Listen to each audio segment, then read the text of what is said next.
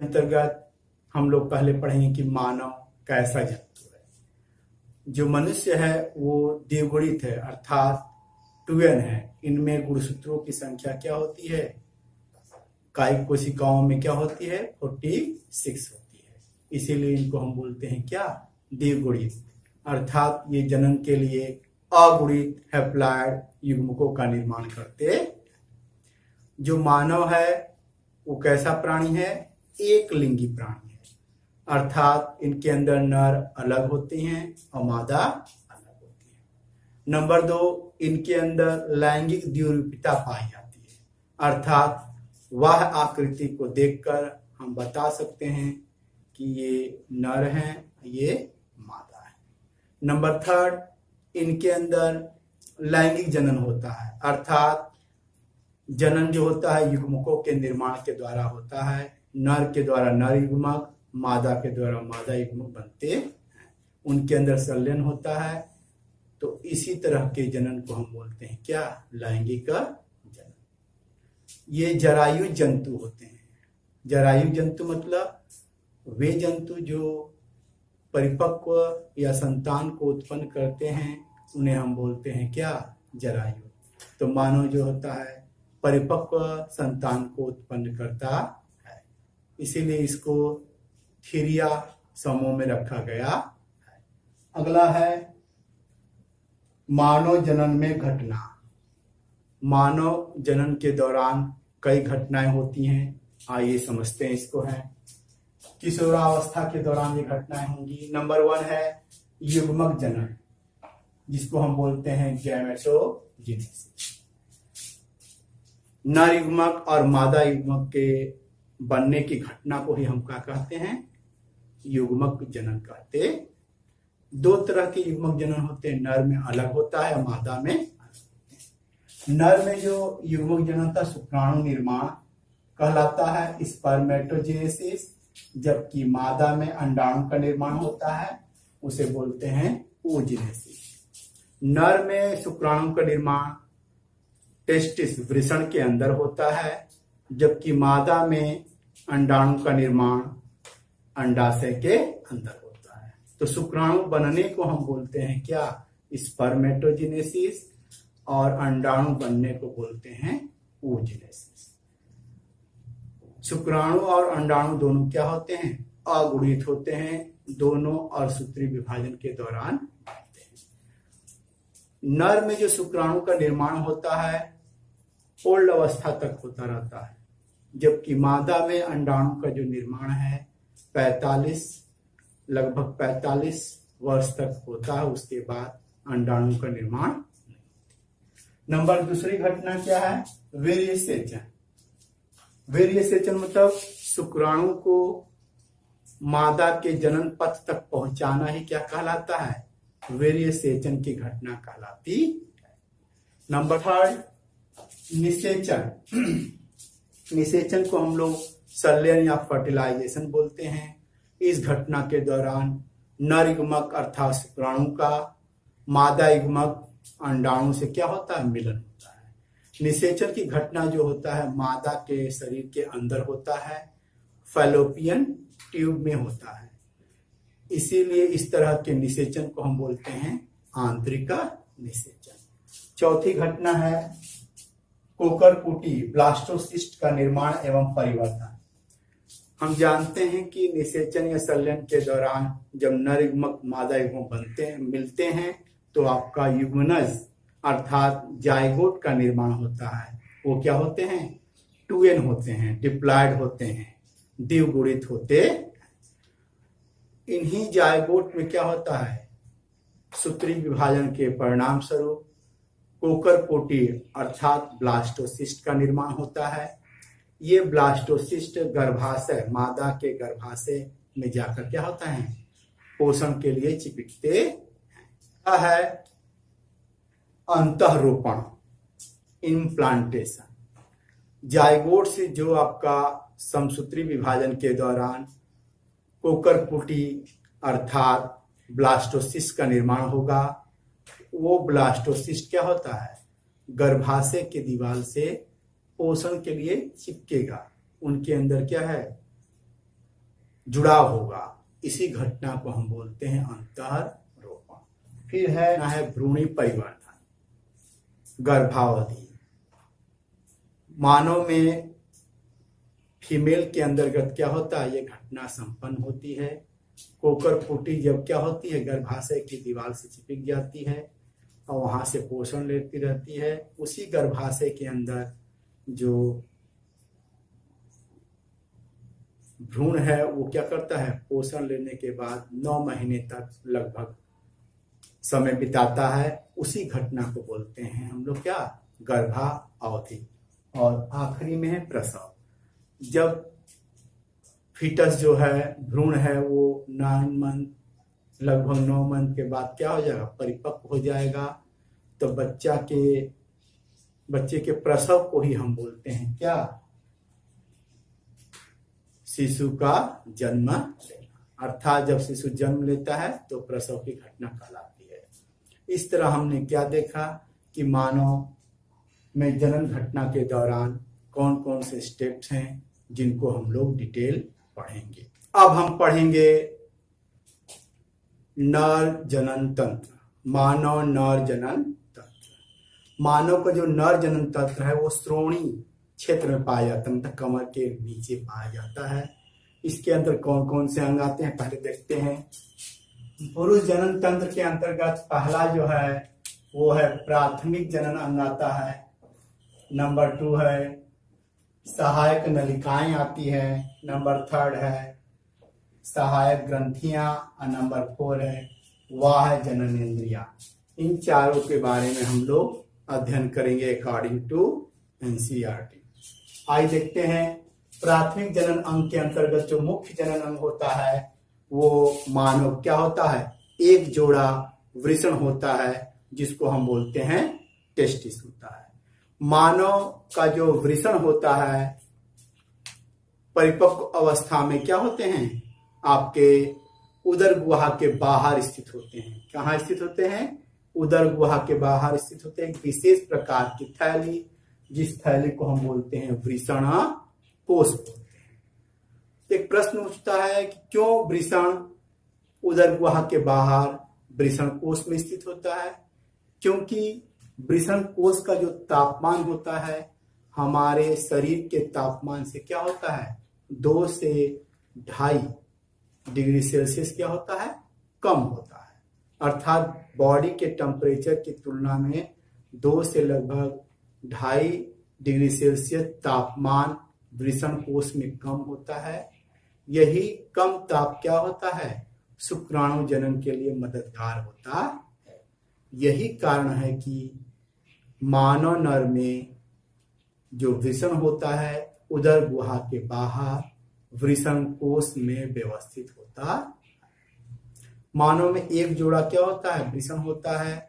आइए उसके अब आंतरिक संरचना के बारे में देखते हैं, बाह्य संरचना के बारे में देखते हैं। जो मानव का जो वृषण है वो अंडाकार होता है। कैसा होता है, ओवल शेप्ड होता है। इसके ऊपर एक डेंस कवरिंग होती है, टिश्यू क्या होती है, कवरिंग होती है जो उसको सुरक्षा देती है। वृषण की जो लंबाई है वो 4 से लेके 5 सेंटीमीटर होती है, जबकि चौड़ाई जो है 2 से लेकर के 3 सेंटीमीटर तक होती है। आइए अब आंतरिक संरचना के बारे में देखते हैं।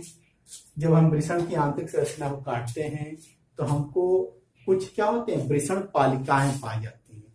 टेस्टिकुलर लोब्यूल टाइप की संरचना होती है जिसकी संख्या लगभग 250 कक्ष होते हैं। मतलब इनकी जो कक्षों की संख्या को ही कितनी होती, कक्षों की संख्या 250 होती है। इन कक्षों को ही हम बोलते हैं क्या, वृषण पालिका। प्रत्येक वृषण पालिका में 1 से 3 शुक्र जनन नलिकाएं पाई जाती हैं जिसको हम बोलते हैं सेमिनिफेरस टिकोट। कितनी होती हैं, लगभग 1 से 3 होती हैं। अब इसके अंतर्गत हम जब देखते हैं, जब ये मान लीजिए आपका है शुक्र जनन नलिकाएं हैं, इनके अंदर 2 विशेष प्रकार की कोशिकाएं पाई जाती हैं। जो बड़ी कोशिकाएं लगभग होती हैं उनको हम नर जन्म कोशिकाएं बोलती हैं, जो आगे जाके शुक्राणु जन का निर्माण करते हैं। इसी के अंदर जब अर्धसूत्री विभाजन होता है तो हमारा क्या होता है, अगुणित शुक्राणु का निर्माण होता है। इन शुक्र जनन नलिकाओं में एक और विशेष प्रकार की कोशिकाएं होती हैं जिनको हम बोलते हैं सर्टोली सेल्स। ये सेवाकारी सेल्स होती हैं जो शुक्राणुओं को क्या करते हैं, पोषण प्रदान करती। आप देखते हैं ये जो शुक्र जनन नलिकाएं होती हैं उनके बीच बीच में जो खाली स्थान होता है उसे हम बोलते हैं अंतराली अवकाश बोलते हैं। क्या बोलते हैं, अंतराली अवकाश। इसी अवकाश में आपके क्या होती हैं, ब्लड वेसल होते हैं, साथ में विशेष प्रकार की कोशिकाएं होती हैं जिनको हम बोलते हैं लेडिक सेल्स।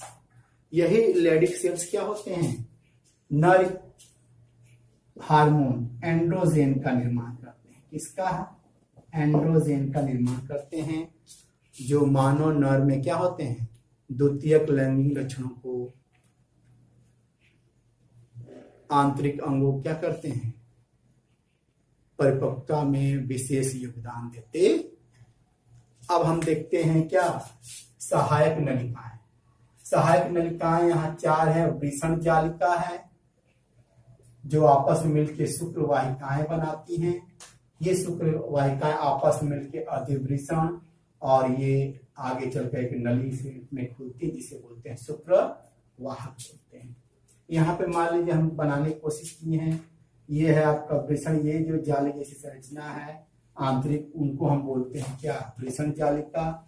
ये आगे जाकर के इन संरचना में खुली होती है जिसे बोलते हैं शुक्र वाहिकाएं। शुक्र वाहिकाएं आगे जाके अति कुंडलित रचना में खुलती है। इस अति कुंडलित नलिका को ही बोलते हैं अधिवृषण।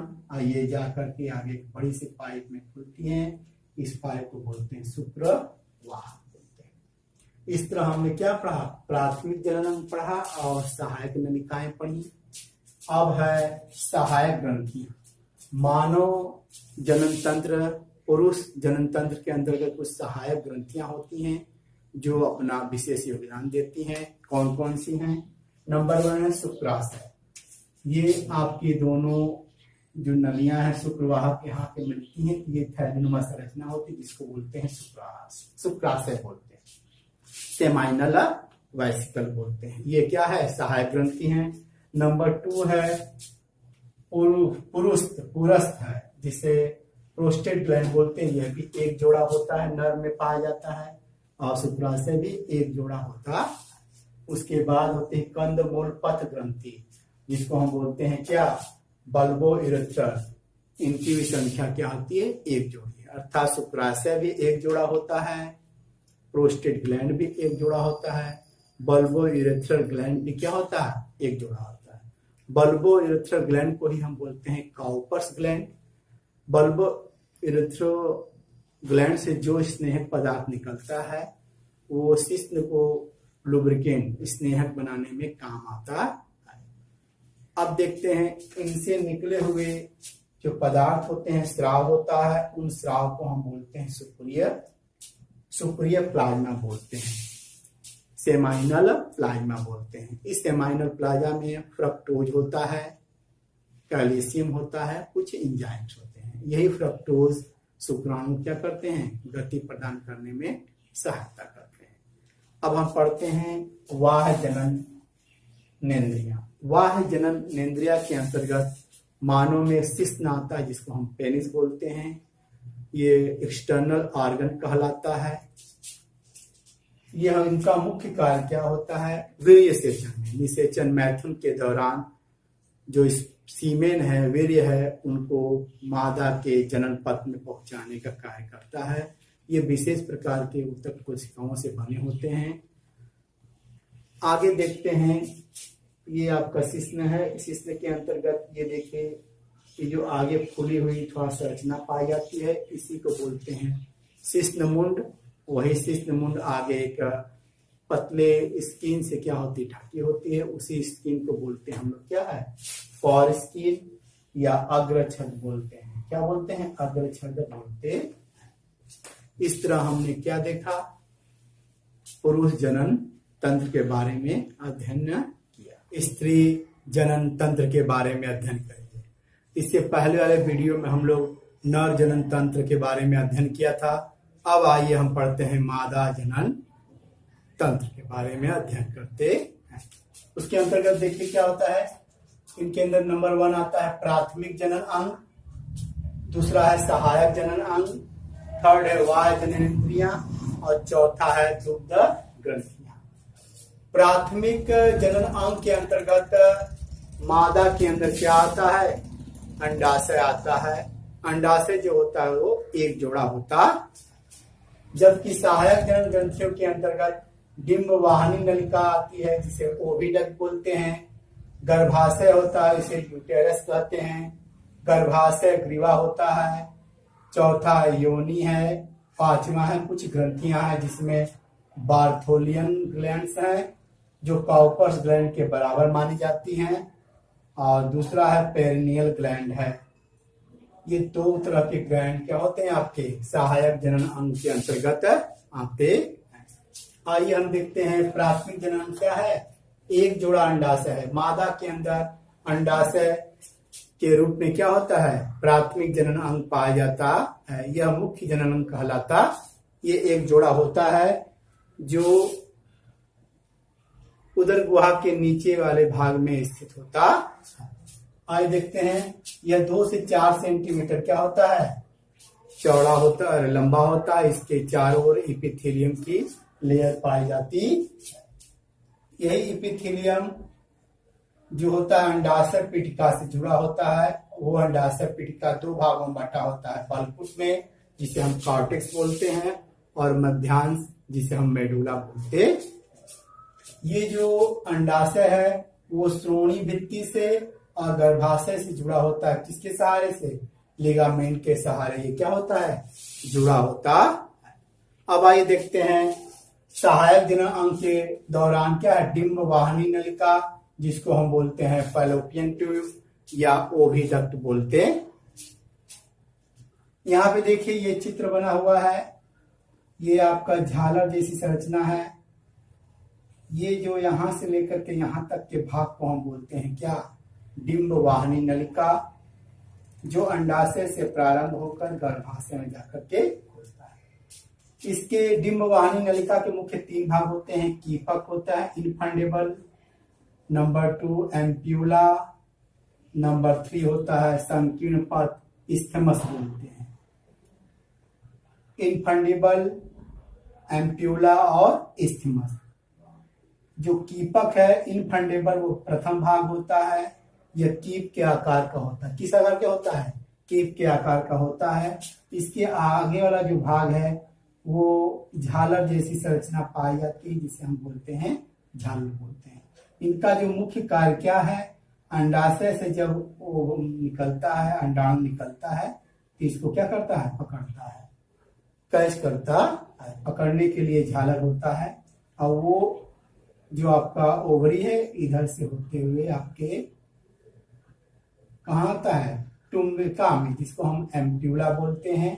यह अंडवाहिनी का सबसे चौड़ा भाग होता है। इसी स्थान पे नर युग्मक शुक्राणु तथा मादा युग्मक अंडाणु का मिलन होता है। अर्थात मादा के शरीर में एम्प्यूला वाले भाग में क्या होता है, निषेचन की प्रक्रिया होती है। यदि कोई पूछता है कि निषेचन की प्रक्रिया कहाँ होती है तो पहले बोलेंगे क्या, अंडवाहिनी में जिसे ओविडक्ट या फैलोपियन ट्यूब बोलते हैं। यदि उसमें भी पूछता है तो बोलेंगे एम्प्यूला वाले भाग में होता है। और उसके आगे वाला जो भाग होता है वो इस्थमस कहलाता है, जो कुछ पतला होता है। ये 3 भागों का बना होता है क्या, डिंब वाहिनी नलिका। अब हम गर्भाशय के बारे में पढ़ेंगे। मादा जनन तंत्र के अंतर्गत गर्भाशय की संख्या क्या होती है, 1 होती है। उसे हम बच्चेदानी के नाम से भी जानते। आज देखते हैं जो गर्भाशय है वो श्रोणी मेखला से जुड़ी होती है। किसकी सहारे से, स्नायु लिगामेंट के सहारे जो गर्भाशय है श्रोणी मेखला में खुला होता है। गर्भाशय का आकार जो होता है वो उल्टी नासपाती के आकार का होता है। गर्भाशय जो होता है योनि वेजाइना में खुला होता है। किसके सहारे, पतली ग्रीवा के द्वारा खुला होता है, जो क्या बनाता है, ग्रीवा नाल बनाता। ये ग्रीवा गर्भाशय ग्रीवा है, ये ग्रीवाशय नाल है। यही ग्रीवानाल जो है योनि के साथ मिलकर क्या बनाता है, जन्मनाल, बर्थ कैनाल के निर्माण करता। अब आता है इनकी भित्तियों के बारे में। जो गर्भाशय है 3 लेयर के बने होते हैं। ये आपका बाहरी लेयर है, ये भीतरी लेयर, मध्य लेयर, ये आंतरिक लेयर है। जो बाहरी लेयर है उसको पेरीमेट्रियम बोलते हैं, ये पतली होती है। जबकि जो मध्य लेयर है उसे मायोमेट्रियम, यह मोटी होती है, चिकनी पेशियों की बनी होती है। इनके अंदर जब संकुचन होता है तो प्रसव कार्य संपन्न होता है। और जो आखिरी लेयर है वो ग्रंथिमय होती है, जिसे हम बोलते हैं इंडोमेट्रियम। ये गर्भाशय की गुहा का निर्माण करती है, ये ग्रंथिमय होती है। मेंस्ट्रुअल साइकिल के दौरान अर्थात आवर्त चक्र के दौरान इनके अंदर कुछ चक्रीय परिवर्तन होता रहता है। इस तरह हमने क्या पढ़ा, गर्भाशय की 3 भित्तियों के बारे में पढ़ा।